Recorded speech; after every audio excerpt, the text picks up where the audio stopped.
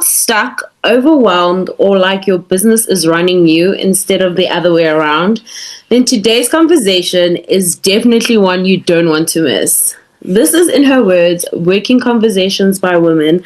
I'm your host, Thando Mazibuko. My guest is Ilana Morris, a strategic operations expert, automation enthusiast, and former educator who turned personal crisis into clarity. At just the age of 25, while teaching in the Bronx, Ilana was diagnosed with a rare form of cancer. That life-altering moment set her on a path of resilience, reinvention, and deep expertise in systems and data. After more than a decade in school operations and navigating a new chronic illness post-COVID, she launched her own business. First as a virtual assistant and now as an operation-obsessed online business manager. Today, she helps entrepreneurs untangle their workflow, modernize their systems, and build businesses that run smoothly without sacrificing their mental health and sanity. Ilana, welcome to the show. Hi, Thando. Thank you so much. I'm happy to be here. And that introduction was super heartwarming. And you really captured what I don't know I would ever say about myself. So thank you. It's a pleasure. Your story is just so amazing. You went from teaching in the Bronx and a rare form of cancer. Can you just share how your diagnosis can just change how could this life altering moment in your life change your direction and your path to where you are? Oh, I'm sorry. I grew up in New York. That's where I'm from, for, your audience who's new to me. And after college, I wasn't sure what I was going to do. And I grew up around educators. I knew a lot about education, and I always was kind of the kid helping my friends if they didn't understand something. And so I resisted going into education for a long time. And then finally at 23, 24, I was trying to figure it out, and I went and got my master's degree at NYU, and my specialty was teaching English as a second language. So I was working with a lot of immigrants from all over. New York is a big melting pot, actually, and I had a lot of West African students. And I was working, I had a routine, I had friends, I had, a pretty normal 20-something life. And you never think, at least here, where we think of we see images of young kids having cancer diagnoses. We have a lot of cancer hospitals geared toward children. And then we would hear a lot about older people our parents' age, 50s, 60s, 70s, 80s, right? So when you're 25, that's not even in your brain. And so it was quite, and even when I was going to doctors, I noticed something was wrong. I didn't feel very sick. I didn't, I was just going to school, trying to keep my head down, have my students be successful. But, the doctors were like, you're young. I think this is going to be this thing. I think it's going to be that.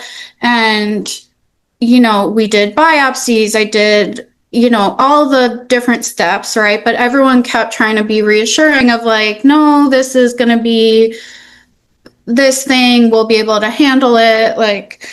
And my mom had been a breast cancer survivor. So, we finally went to her doctor. And she was like, whatever it is, let's take it out and we'll deal with it. And then we got called into her office a few weeks later, and she was like, it took a little bit longer. I had to send the sample out. And that was when I just knew something was not good. And it had turned out they sent it to the major cancer hospital in our area, Memorial Sloan Kettering. And I had an angiosarcoma, so it's a connective tissue disorder, connective tissue cancer that stems from blood vessel types. And, it was very rare. And so we were like, okay, what do we do? I met with a bunch of other doctors, and, my family and I came to the decision I would stop working because we didn't know what treatment would entail. But it forever changed, my career trajectory, my friendships, my outlook on life, right? I think these kinds of serious life experiences just change our chemistry, right? Because it's just a major life event. And of course, it's going to affect every different part, right? Yeah. That's hectic. And I'm so glad you're here today. Yeah. It's really, I wouldn't wish it on anyone, but it has, it helped me focus on what actually matters in life, and, how I want my friendships to look, how I want my relationships to look, what actually matters, right? So in that way, it became kind of a force for good in my life, but I don't wish that, like, if I had to do it over, I wouldn't go through it again, right? Yeah, that's true. That obviously, how you now showed up in the world will obviously change, as you said, and with your your relationships and friendships with people, as well as your career. How do you now go from having this teaching career, this vibrant life as a 20 something year old, to now changing or altering how you would work for yourself? Yeah, I mean, at first I was really confused. I was hurt. It's kind of like going through the stages of grief, right? Yeah. It's like you're in denial, then you're angry, then you're like questioning. I kind of went through all the phases and was just kind of trying to survive at first and do all the things. And then, I went to a lot of mental health counseling, therapy, to work through all these kind of feelings, because again, no one in my life could really kind of relate or help or guide me. They had gone through these things or knew people, but it was all people who were like older, or even the support groups were also like 40, 50 something year old women. I found a woman who was teaching yoga for cancer, which wound up being really, really incredible for me. And then I also went on this like mental health journey to work on, coping with anxiety, the depression, the isolation I was feeling, these kind of things. So I did take about 2 years out of work. And when I was going back, when I was ready to go back, I was really confused. I was like, I spent all this time trying to learn and be able to teach, but I don't think I can do that now. It's a lot of work. It's a lot of preparation. It's a lot of stress.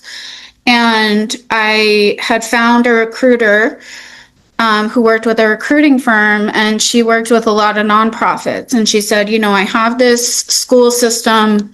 They have an office manager job. I want to put you up for it. So she put me up for it.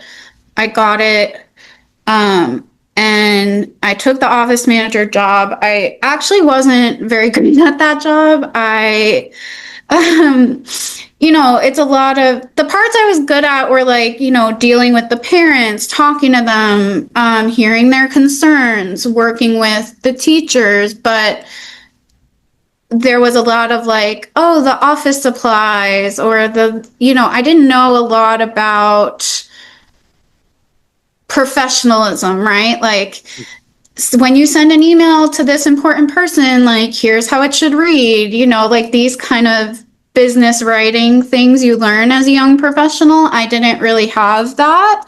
And part of the job was like making sure we had supplies for our coffee station, or pens and staples. And that was the kind of thing I was like, I don't really want to do this. So they kind of moved me into an operations assistant role.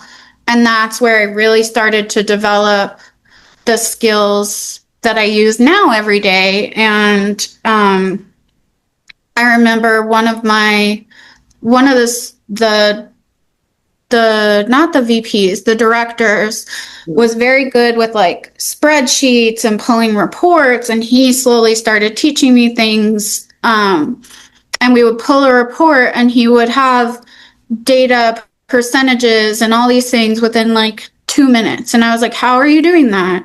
And so he taught me how to use Excel formulas, VLOOKUPs, pivot tables. And I remember my mind just being blown that you could like do all this. I wasn't really a big math person, but I just remember being fascinated that you could do all this with one spreadsheet. And so from there, I took a course. It was like in data. It was a basic like data analytics course. We started learning a little bit of SQL. It was a lot of Excel formulas, different things you could do.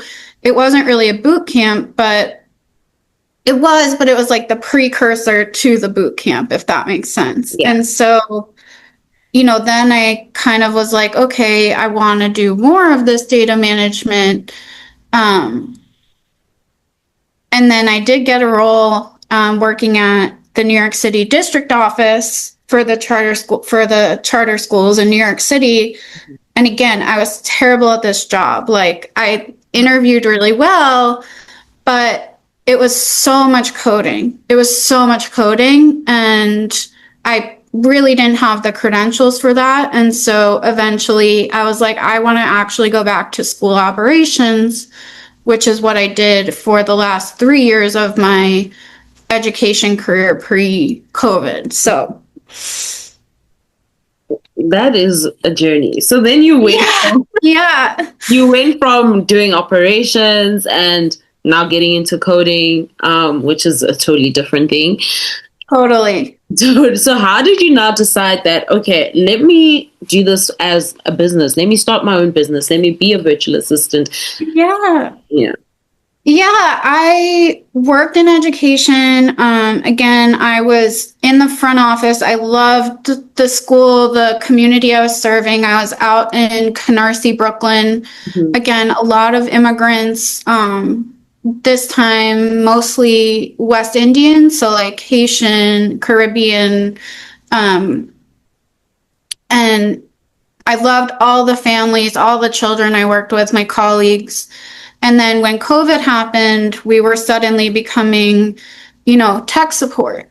My kid can't get into and this was all at the elementary school level. My child can't get into Google Classroom, making sure, everyone had the tech, having to suddenly prioritize who gets the laptops that are coming in, and that determines who gets access. I was being looked at for, which are the students we need to prioritize when we reopen the school, these kind of really important decisions. And,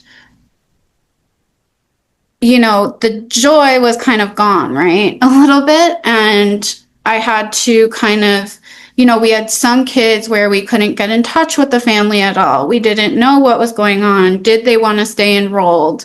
And it became a thing where we're debating, do we have to call child services? Because, is this, considered neglect? Like, what do we do? And so that really weighed on me. I wasn't prepared.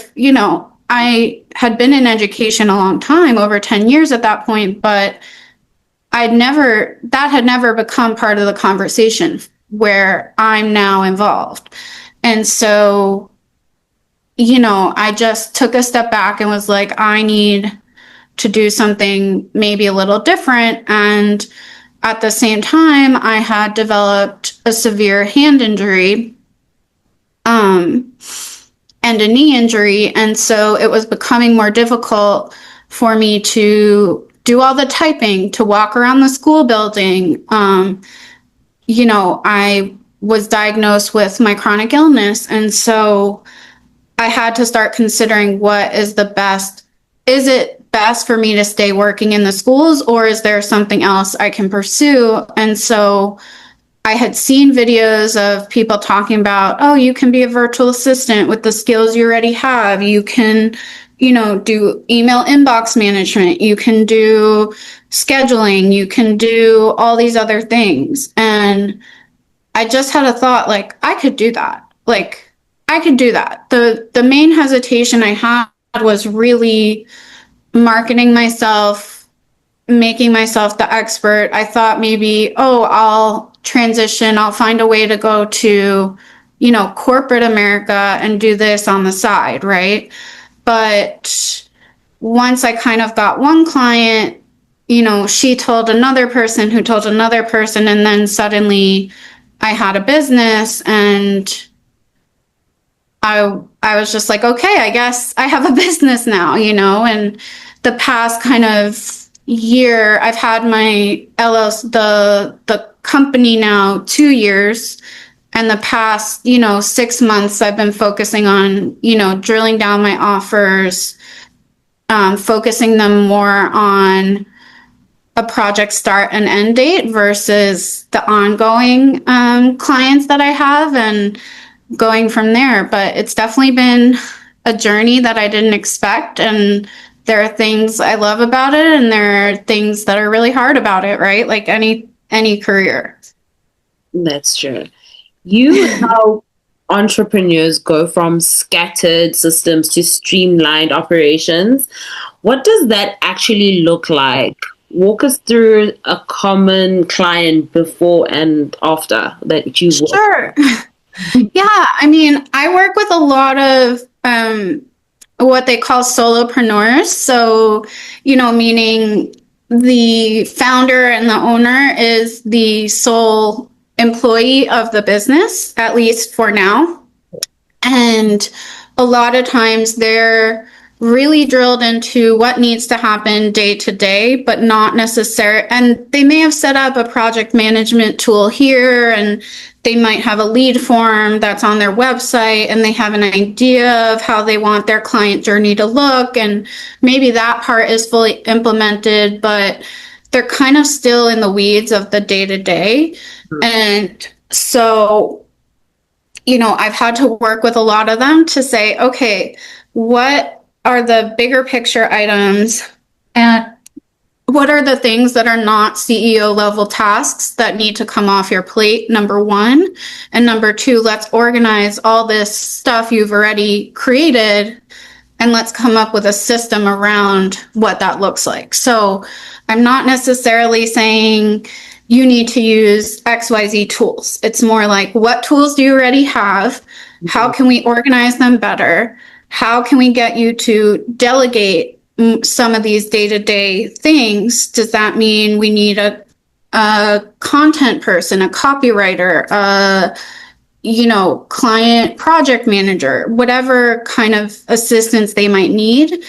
And then also setting up, the system of how is XYZ going to run within the business. It's not a one-size-fits-all approach. I know some people focus on that, and that's great. I have tools that I can recommend to any entrepreneur, but I'm not set on this is the tool everyone needs. I like to focus on what is it that you and your business need, and what have you already set up, and let's work within that parameters. That's so interesting that you focus a lot on, individuals instead of, trying to fit your clients into one little box. I like that.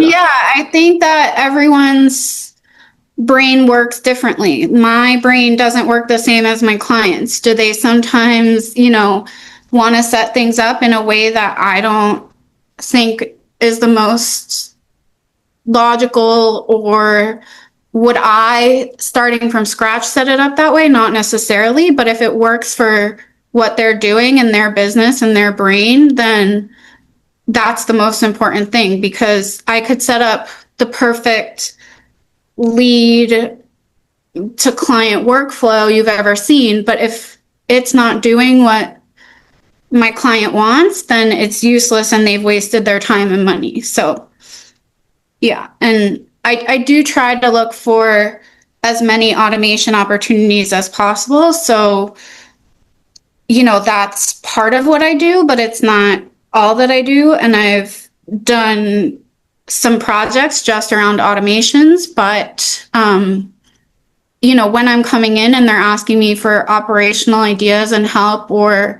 business development help, those are all like, let's look at your tech stack and work from there. So one of my clients were implementing a streamlined, automated offboarding journey. So her clients, once she's a public speaker, so once the engagement is over, let's thank the client. Let's send them a feedback survey. Let's send them a services guide so they know about other offerings within her ecosystem, those type of things. So you can automate all of that. But again, I look at the tech stack, what they're wanting to do, what their business goals are, and then we come up with a plan from there. I like that it's just so tailored to the individual business. As someone who's managing, chronic illness while running a business, how do you design your workflows and days to protect your own energy and to make sure that you're still growing as a business owner? It's definitely, it can be challenging. It can be not easy. I think a lot of times, at least here in America, we look at, or here in the US, I guess, we have kind of glorified a lot of this hustle culture. And for me as someone, I tend to think like I'm not doing enough, or I have more work to do, or whatever. And I just try to tell myself, like, part of it is some of the work I do is not as difficult for me, right? There are tasks that don't take a lot of brain power for me that are easy for me to do. So, things like responding to emails, setting up some automations, if I'm not feeling 100%, those are things I can kind of check off my to-do list quite easily. And then the things that require a lot of brain power, I wind up having to kind of save for other days or work around or set out specific time to focus on those things, right? Because, and I think every person does this, if you have a job, right? You have to think about what are the priorities of the corporation, the business, what can be shifted around that's maybe a little less important, and go from there. But for me, having a business and being a business owner, the positive is I don't have to worry about going to, a medical appointment in the middle of the day. I don't have to schedule it around the school schedule, right? I would always try to have my yearly doctor visits in the summer when the kids weren't in the school. So not having to work around that traditional structure is really nice, because when I need a specialist appointment and the only available one is the middle of the day, I don't have to worry about, requesting time off or all these other complications that come with that. I'm glad that you are taking care of yourself. Yes, American culture is very hustle culture. Yeah. So is Johannesburg. Well, in South Africa, okay. Yeah, culture is very hustle culture. I'm from Johannesburg. Very much hustle culture. What are you doing? You're not doing enough. So we need to start approaching life as taking care of yourself and then working. Because if you are not healthy, you can't work. Yeah. And one nice thing I think about having your own business, and yes, I have to report to my clients. If I miss an important deadline for my client, there's going to be a problem. They might not want to continue working with me. If I don't communicate well about a project I'm working on, I might not get a referral. But the nice thing has been, if I feel that I'm tired in the middle of the day and I want to work from 4 p.m. to 8 p.m., that's okay. No one cares when the work is getting done, right? Is it getting done? Can I rely on Ilana to do the work, right? And in closing, Ilana, for our listeners, what is one advice that you'd give out our, listeners or watchers out there about handling their schedules, or they can just come to you to handle that for them? Oh, geez. I think just, when handling your schedule, I read recently about a method of taking 2 tasks off your plate. So what are, instead of looking at 5 tasks and saying, I have to get all of these done, what are 3 that I can take today to do? And so taking 2 off, or really finding and I would say the other thing is finding a rhythm of work that works for you while keeping a bird's eye view. I think a lot of times too, as business owners, we get sucked into the day to day and we can't see clearly. Like we say, like the forest for the trees, so I think part of that is sometimes you need someone on the outside to tell you that's not a CEO level task. That's not an owner level task. You need someone to delegate that to. And I think a lot of times when you've been the only one with your hands on your business, it feels very scary. But you can't scale your business effectively if you're not offloading some of these day-to-day tasks. That's true. And where can we find you if our watchers or listeners are looking for you to help them scale their businesses? Yeah, the best place to find me is on LinkedIn. I'm most active on there in the middle of the week. It's just my name, Ilana Morris, or linkedin.com, and it's I am Morris. So Ilana M. Morris, my initials. Okay, and I will add all your links in the description box. Yeah, I have an Instagram and a Threads, but those are newer and a bit less active. So LinkedIn is the main social media platform right now. Ilana, thank you so much for joining. Thank you. Thank you for your wisdom and sharing your story, your most powerful story. I know a lot. Thank you so much, Thando. I'm so glad to be here. I'm glad to meet you. This is actually the first time we've met. So yes, it is. And not the last. Not the last. Definitely not.